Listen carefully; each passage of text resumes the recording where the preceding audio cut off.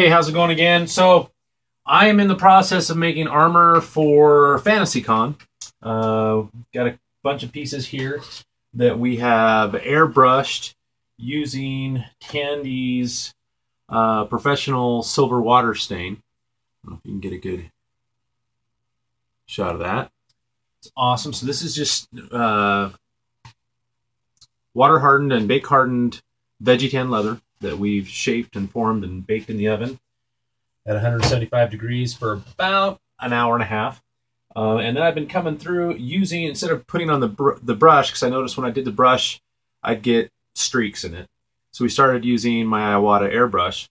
However, that has a very small brush pattern, and it was taking forever. And you have to put on, with this, when you're airbrushing this stuff, you have to do multiple cuts, or coats. So what I've gone over to Harbor Freight. I used to have one of these a long time ago. Don't know what the original one did with it. And anyway, so I got that.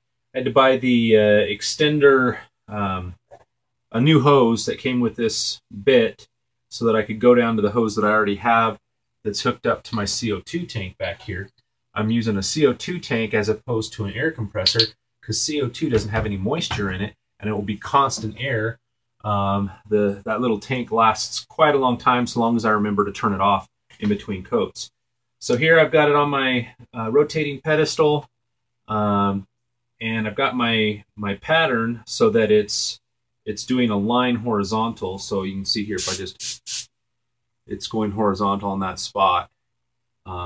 So this is giving me much better coverage. The other thing I like about the CO2 tank is I don't have the air compressor shooting on every time.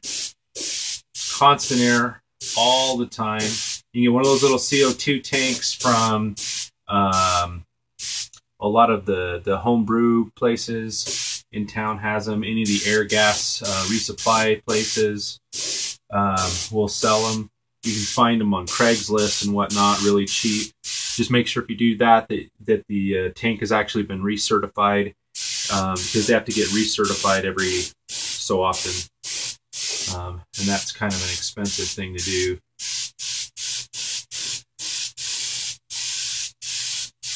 So anyway, that saves a heck of a lot of time. I did three other pauldron pieces just like this, and it was running 20-30 minutes per pauldron.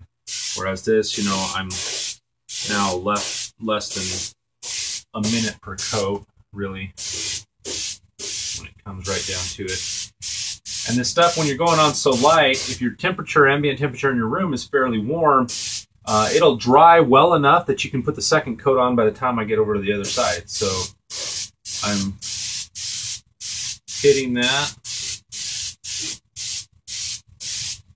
Right now, I've got the window over here open and the heater's shooting the air through, so I've got decent airflow. Otherwise, I'd be using my respirators to make sure I don't kill myself.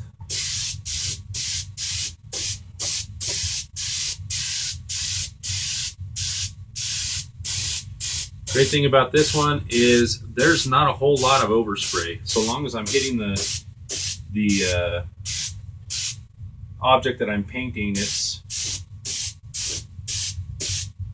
staying right there.